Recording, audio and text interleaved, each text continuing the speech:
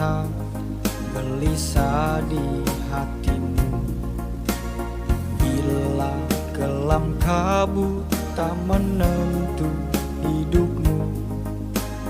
Ingat, masih ada seorang penolong bagimu. Yesus tak pernah jauh darimu.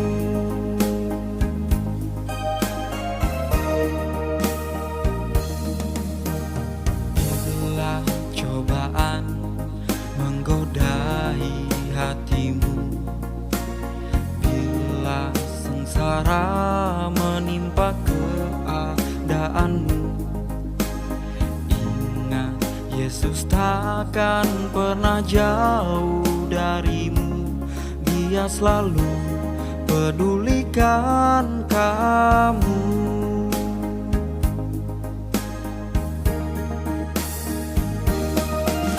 Berseru dan memanggil namanya, berdoa, Dia akan segera menghampiri dirimu. Percaya, Dia tak jauh darimu. Dia hanya sejauh doa. Shalom, jemaat Tuhan yang saya kasihi dalam nama Tuhan Yesus Kristus.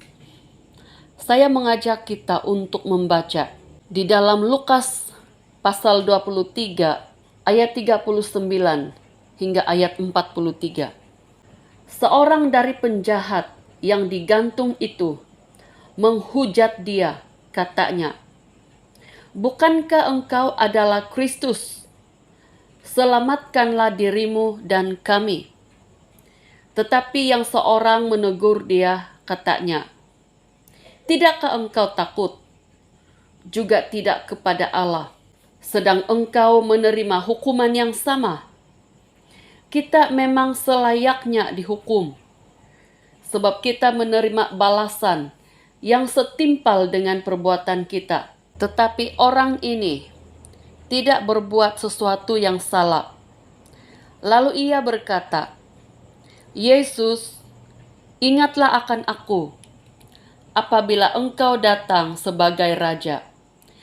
Kata Yesus kepadanya, "Aku berkata kepadamu, sesungguhnya hari ini juga engkau akan ada bersama-sama dengan aku di dalam Firdaus." Ketika Yesus disalibkan bersama dua orang penyamun di kiri dan kanannya, salah satu penyamun berkata kepada Yesus, "Yesus, ingatlah akan aku apabila engkau datang sebagai Raja." Entah bagaimana orang ini begitu yakin bahwa Yesus bukanlah manusia biasa. Secara logik, apa yang diharapkannya dari orang yang turut sekarat, yang akan segera mati sepertinya? Bagaimana mungkin dia merasa perlu diingati nanti setelah Yesus menjadi Raja? Ketika itu, para murid Yesus yang telah 3 tahun mengikuti Yesus pun tidak sampai kepada tahap iman ini. Orang yang melakukan jenayah menyamun ini sangat percaya bahwa ada penghakiman setelah kematian. Dia juga percaya bahwa Yesus adalah Raja, bukan seperti yang para murid Yesus pikirkan, tetapi Yesus adalah Raja sorga dan bumi yang akan mengadili semua manusia.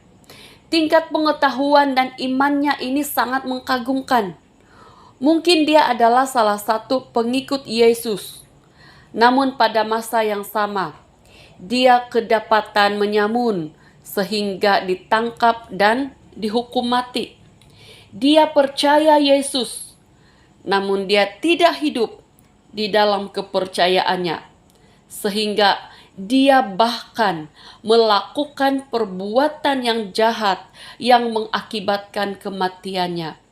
Apa yang menarik adalah respons Yesus dalam Lukas 23 ayat 43.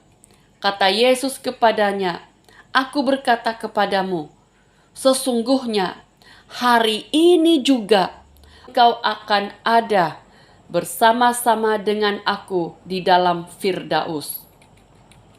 Saudara-saudari, di saat-saat terakhir hidup si penyamun ini, dia sempat bertobat. Mungkin dengan kata-kata yang terputus-putus karena menahan sakit. Namun dia sempat berseru memohon belas kasihan Tuhan. Dalam saat-saat seperti itu, siapa-siapapun akan mengingati Tuhan. Dan detik-detik terakhir itu, hanya dia dan Tuhan yang tahu. Apa yang jelas? Di saat-saat terakhir, sebelum nafas terhenti, Yesus masih mendengar seruan mereka yang sungguh mengandalkannya. Yesus sungguh adil dan berbelas kasihan. Seringkali ketika kita mendengar berita kematian, mungkin juga selalu berlegar di pikiran kita, apakah dia diterima Tuhan? Sehingga timbullah ayat-ayat harapan seperti RIP, Rest in Peace. Saudara-saudari, tiada seorang pun yang boleh menghakimi kemana roh orang yang sudah meninggal itu pergi.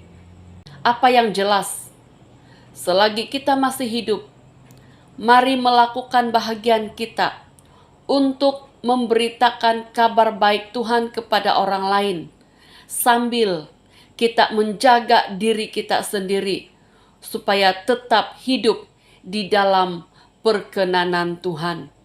Mari para pemimpin, para gembala, dan semua jemaat Tuhan, mari perbanyakkan kegiatan untuk menjangkau seramai mungkin jiwa bagi Kristus. Mari menabur firman Tuhan sebanyak mungkin.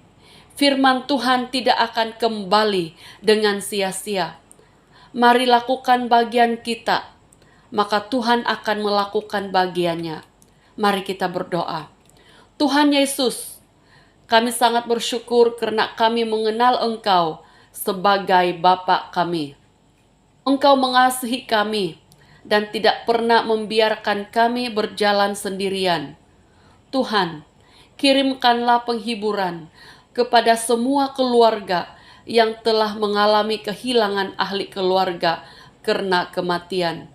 Roh Kudus, berilah mereka kekuatan, penghiburan, dan ketabahan untuk menghadapinya. Terlalu banyak kesakitan yang berlaku di dunia ini. Namun terlalu banyak juga, bahkan lebih besar, anugerah Tuhan di dalam hidup kami. Terima kasih Tuhan. Di dalam nama Tuhan Yesus Kristus, kami berdoa dan mengucap syukur. Amin.